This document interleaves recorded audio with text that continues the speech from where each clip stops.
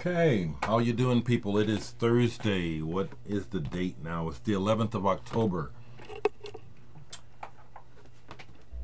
Come on, computer, hang in there. Okay, let me talk about a little bit of music. Okay, since I've seen you, I've received, I wear these funky glasses. I do have a decent pair. You know, I'm a creature of habit, and even though those glasses are funky and taped up, I find myself wearing them just out of habit. Okay, so recently a Facebook friend, someone I don't know this person. We're friends on Facebook, Rob Psych. Apparently he's here in the VC too. I don't know if he makes videos, but he said he wanted to send me a record. That's what I was playing when I started. Now, judging from his interest, I was thinking, oh, he's going to maybe send me something psychedelic. Oh, but it's not. But thank you. He sent me this album, Gary Jackson, Hearts Alone. You heard what it sounds like. It's like a kind of a pop, soft rock thing out of the 80s. Excuse me. It's melodic. It's well done.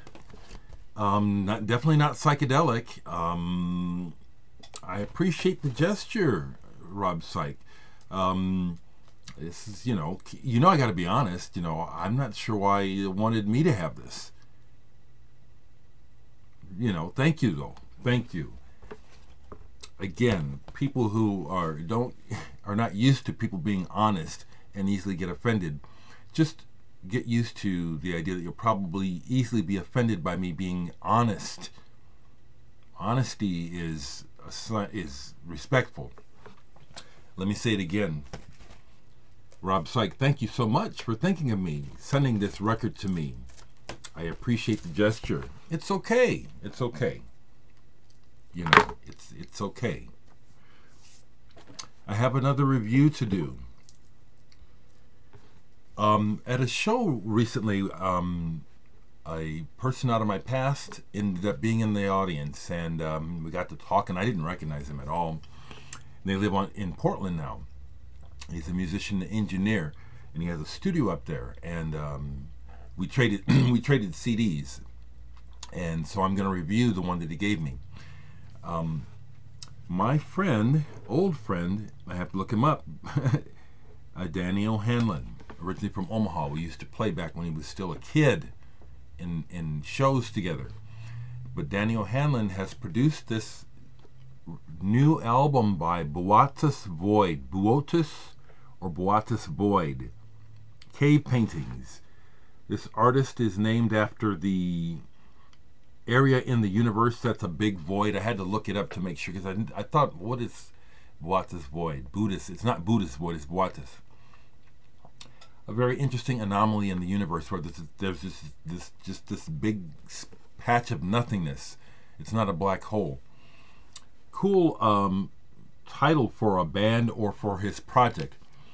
Okay, I'm going to do my best to describe it, but again, anything on here, you can look it up and hear it. So if you think that my descriptions are too general, well, just go look the shit up and listen to it. How's that? How hard is that? Okay. So Blatz Void, from the Northwest Coast, apparently, strikes me as a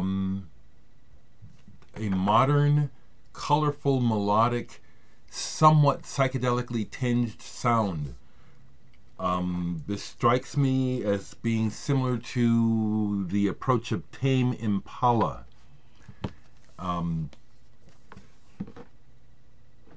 As I say again, the words kind of just go past me. It's the whole picture I'm listening to.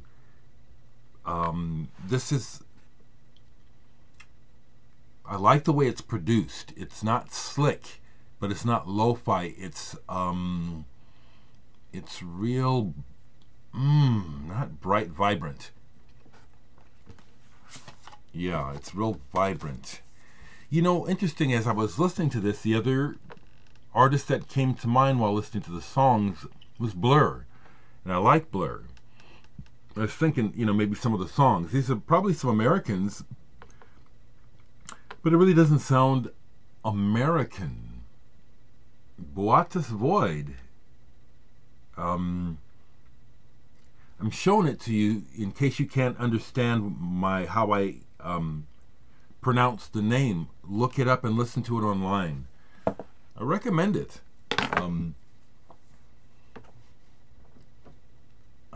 Probably will have more to say about it after listening to it more times, but I wanted to get a review in because I let Danny know, well, I'm going to review it.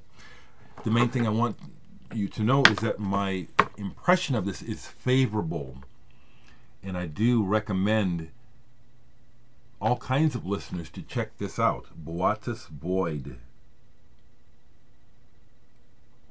Okay. I recently got another disc from Army of 2600. It's a local artist who I've done shows with.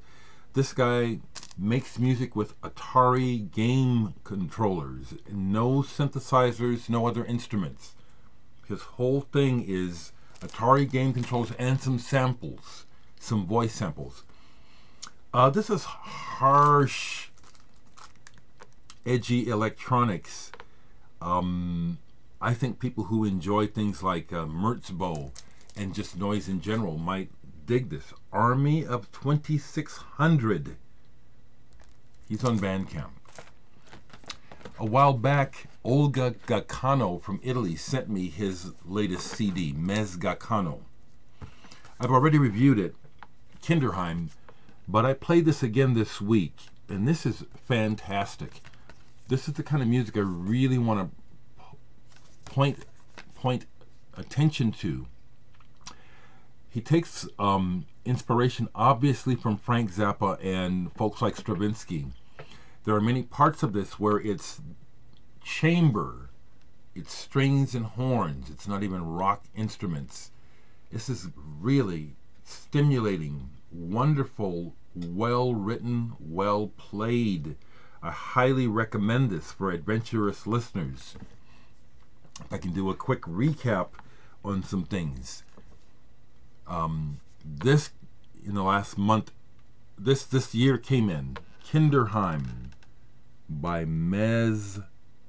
Can you see that? Mez Gaccano. Highly recommend that. Discus Records. Orchestra of the Upper Atmosphere. This is wonderful, not half-stepping. Progressive, adventurous, intelligent music is alive and well. For people who are not lazy listeners, for people who want some stimulation, for people who want music as protein, this is the stuff. The Eclectic Maybe Band with Guy Seggers on Discus. I'm saying the same thing. This is some intense, wonderful, stimulating art and music. Highly recommend this stuff. I highly recommend this stuff. It's not music to use to pick up girls with or to necessarily get drunk by. It's music that can actually enhance your intelligence, I think. Thank you, folks, for your sharing some of your thoughts on my last video. I shared some of that online, and I actually had someone I don't know rudely start to comment, and I had to block them. It's unfortunate when people make assumptions about what you're saying. This happens especially when people don't know you and don't have context for where you're coming from.